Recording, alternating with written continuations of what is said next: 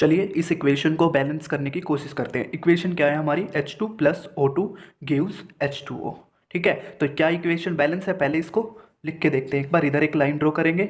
अब जो left side में जो हमारे रिएक्टेंट्स हैं इनको हम लिख लेंगे इधर। जैसे फॉर एग्जांपल इधर हाइड्रोजन है, हाइड्रोजन कितना है यहाँ पे, H2 है, मतलब हाइड्रोजन कितने हो गए यहाँ पे, 2। ऐसे ही सेम चीज राइट साइड के लिए भी करेंगे हम। राइट साइड पे हाइड्रोजन कितना है, देखो यहाँ पे भी हाइड्रोजन कितना है, 2 है। अब अगेन आ जाइए लेफ्ट साइड में, ऑक्सीजन। ऑक्सीजन लेफ्ट साइड पे कितना है, देखो O2, मतलब ऑक्सीजन भी इतना 2 है इधर। और राइट साइड पे ऑक्सीजन कितना है, 1।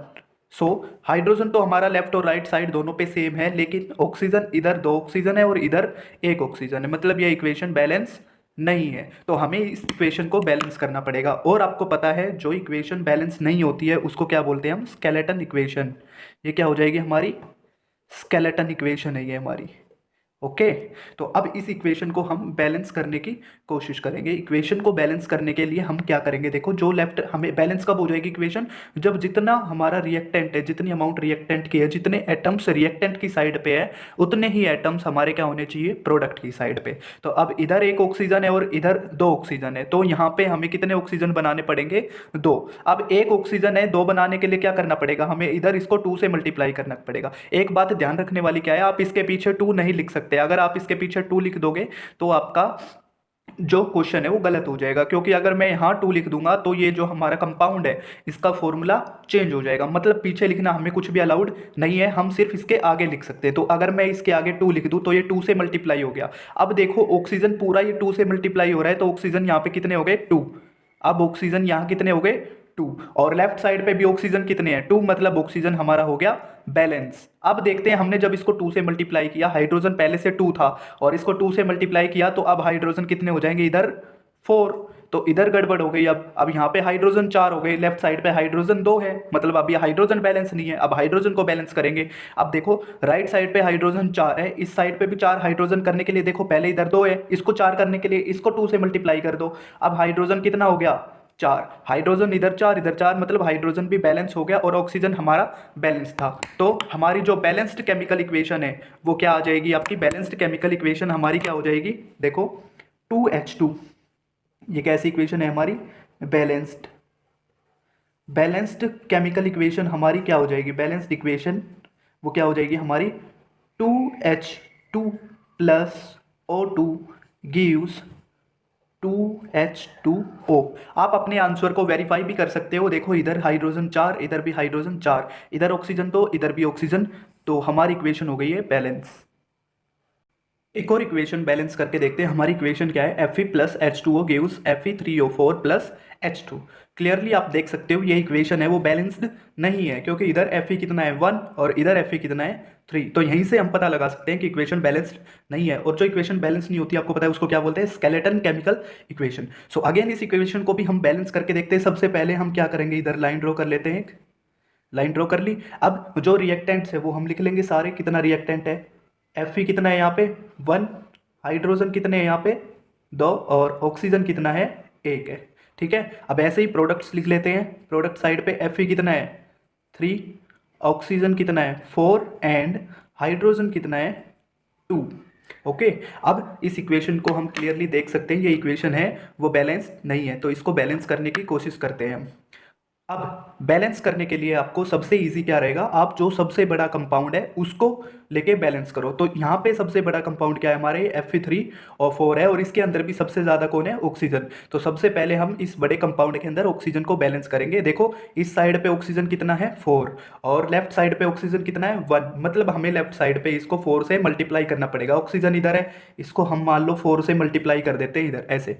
इसको जब हमने 4 से मल्टीप्लाई किया तो अब ऑक्सीजन यहाँ पे कितने हो गए, 4। ऑक्सीजन हो गए हमारे 4, और हाइड्रोजन भी ये साथ में, पहले 2 हाइड्रोजन थे और 4 से मल्टीप्लाई करेंगे तो अब हाइड्रोजन कितने हो जाएंगे, 8। ऐसे ही राइट साइड पे हमारे जो ऑक्सीजन है वो कितने हैं, 4, मतलब ऑक्सीजन हमारा बैलेंस हो गया है। हाइड्रोजन इधर 8 है और इधर कितने हाइड्रोजन है, 2। ओके, अब इधर हाइड्रोजन 2 है और इधर हाइड्रोजन है 8। तो हाइड्रोजन को बैलेंस करने के लिए हम क्या करते हैं, इधर 8 है इधर 2 है, 2 हाइड्रोजन से हमें बनाना है 8, मतलब किससे मल्टीप्लाई करना पड़ेगा, 4 से। इसको 4 से मल्टीप्लाई करो तो अब हाइड्रोजन यहाँ पे कितना हो गया 8, इधर भी हाइड्रोजन 8 और यहाँ भी हाइड्रोजन 8, मतलब हाइड्रोजन भी हो गया बैलेंस।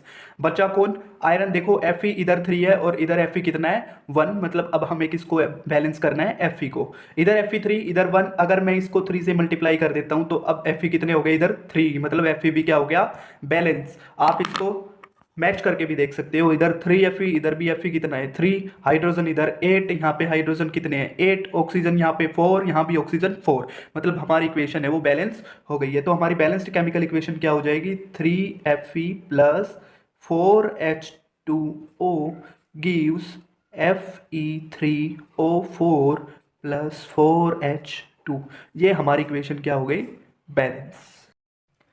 तो चलिए एक लास्ट इक्वेशन और बैलेंस करके देखते हैं। इक्वेशन हमें दे रखी है world equation, barium chloride plus aluminium sulphate gives barium sulphate plus aluminium chloride. पहले इस इक्वेशन को फॉर्मूलाज की हेल्प से लिख लेते हैं इसको।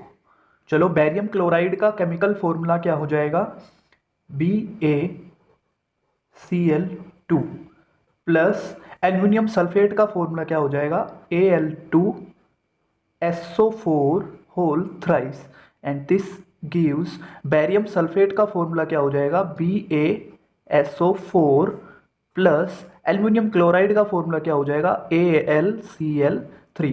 अगर आपको केमिकल फॉर्मूलाज लिखने में दिक्कत आ रही है तो मैं उसके लिए एक सेपरेट वीडियो बना दूंगा। अभी के लिए इस इक्वेशन को बैलेंस करके देखते हैं।